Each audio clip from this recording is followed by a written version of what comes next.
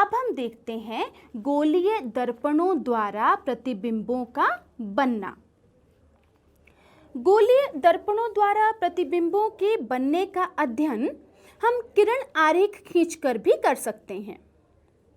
जब किसी गोलीय दर्पण पर प्रकाश की किरणें आपतित होती हैं तो किरण आरेख बनाने के लिए किन्हीं दो किरणों पर ही विचार कर आरेख बनाया जा सकता है।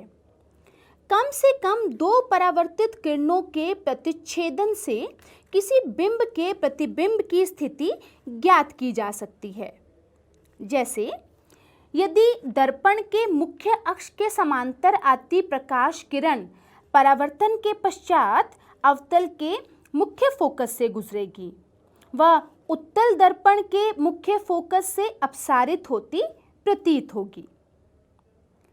अवतल दर्पण के मुख्य फोकस से गुजरने वाली किरण या उत्तल दर्पण के मुख्य फोकस की ओर निर्देशित किरण परावर्तन के पश्चात मुख्य अक्ष के समांतर जाएगी।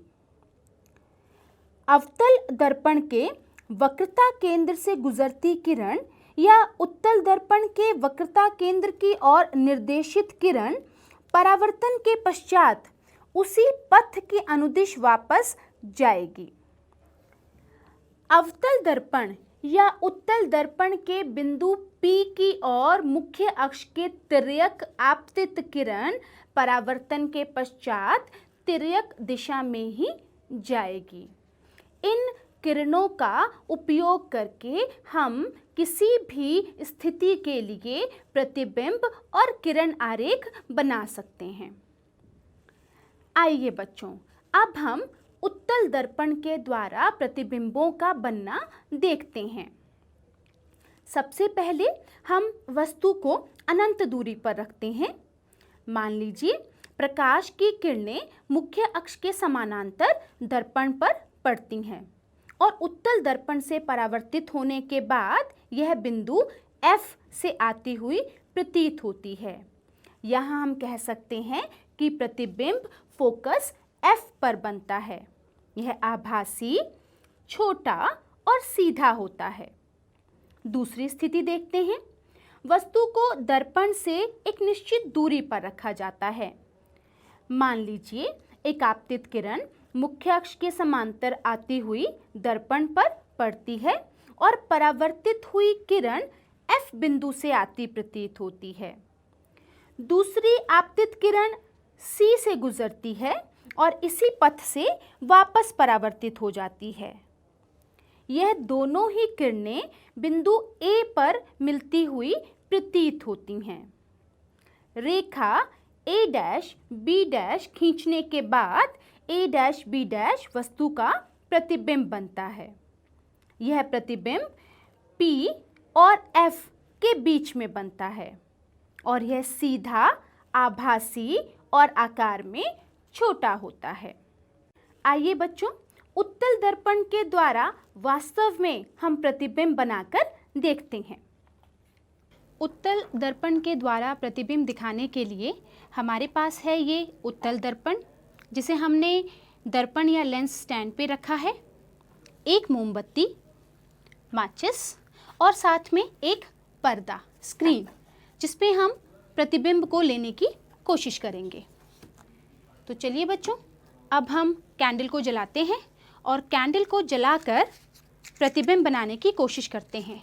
यहाँ पर ये कैंडल बिंब या वस्तु की तरह कार्य कर रही है।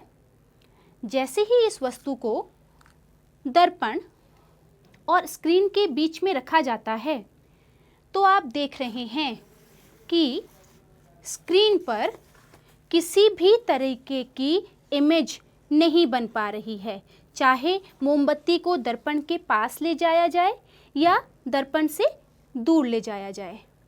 दर्पण पे, स्क्रीन पर किसी भी तरीके की प्रतिबिंब दिखाई नहीं दे रहा है, क्योंकि हम मोमबत्ती का प्रतिबिंब पर्दे पर या स्क्रीन पर नहीं देख पा रहे हैं। अर्थात यहाँ पर जो प्रतिबिंब बन रहा है वो वास्तविक नहीं है। अब इसी मोमबत्ती को उत्तल दर्पण के सामने अलग अलग दूरियों पर रख कर देखते हैं। आप देख रहे हैं कि उत्तल दर्पण के सामने मोमबत्ती को जब उत्तल दर्पण से काफ़ी दूर अनंत पर रखा जाता है तो मोमबत्ती में इसका प्रतिबिंब सीधा, छोटा और आभासी बनता है। आभासी इसलिए क्योंकि इसे हम पर्दे पर या स्क्रीन पर नहीं ले पा रहे हैं। मोमबत्ती की स्थिति बदलने पर यानी कि इसे दर्पण के नज़दीक लाने पर भी प्रतिबिंब छोटा, सीधा और आभासी बन रहा है। अर्थात उत्तल दर्पण किसी भी वस्तु का प्रतिबिंब सीधा, छोटा और आभासी बनाता है। बच्चों, देखा आपने किस तरीके से उत्तल दर्पण प्रतिबिंब बनाता है। चलिए अब उत्तल दर्पण के उपयोग पढ़ते हैं। उत्तल दर्पणों का उपयोग वाहनों के पश्च दृश्य दर्पण या रियर मिरर के रूप में किया जाता है, क्योंकि ये सदैव सीधा प्रतिबिंब बनाते हैं और वह आकार में छोटा होता है। इन दर्पणों का दृष्टि क्षेत्र भी अधिक होता है क्योंकि यह बाहर की ओर वक्रित होते हैं। अतः ये ड्राइवर को अपने पीछे का बड़ा क्षेत्र देखने में हेल्प करते हैं। चलिए बच्चों, अब हम अवतल दर्पण के द्वारा बने प्रतिबिंबों को देखते हैं। इसके लिए हम इस सारणी की मदद लेंगे। जैसा कि हम देख रहे हैं, यहाँ वस्तु को 6 विभिन्न स्थितियों पर रखकर प्रतिबिंब की भिन्न भिन्न स्थितियाँ ज्ञात की गई हैं। सबसे पहले हम वस्तु को अनंत पर रखते हैं तो हमारा प्रतिबिंब फोकस F पर बनता है, जो कि छोटा, वास्तविक व उल्टा है। वास्तविक क्यों? क्योंकि इसे हम पर्दे पर प्राप्त कर पाते हैं। इसके बाद आप देखेंगे कि जैसे जैसे हम वस्तु को दर्पण के नज़दीक लेकर जाते हैं, प्रतिबिंब दर्पण से दूर होता जाता है। दूसरी स्थिति में हम वस्तु को C से परे रखते हैं तो प्रतिबिंब F और C के बीच बनता है, जो छोटा, वास्तविक और उल्टा है। जब वस्तु को C पर रखा जाता है तो प्रतिबिंब भी वहीं C पर बनता है, जो अब वस्तु के साइज के बराबर, वास्तविक व उल्टा है। अब जब वस्तु को C और F के बीच में रखा जाता है तो प्रतिबिंब C से परे, बड़ा, वास्तविक व उल्टा बनता है। जब वस्तु को F पर रखा जाता है तो प्रतिबिंब अनंत पर बनता है, जो कि आकार में काफ़ी बड़ा, वास्तविक व उल्टा ही है। लेकिन लास्ट कंडीशन में जब वस्तु को F व P के बीच रखा जाता है तो अब प्रतिबिंब दर्पण के पीछे बन रहा है। यह काफ़ी बड़ा बनता है और क्योंकि इसे हम पर्दे पर प्राप्त नहीं कर पाते हैं, अतः यह आभासी और सीधा होता है। चलिए एक अवतल दर्पण और मोमबत्ती की सहायता से हम प्रतिबिंब को बनाकर देखते हैं।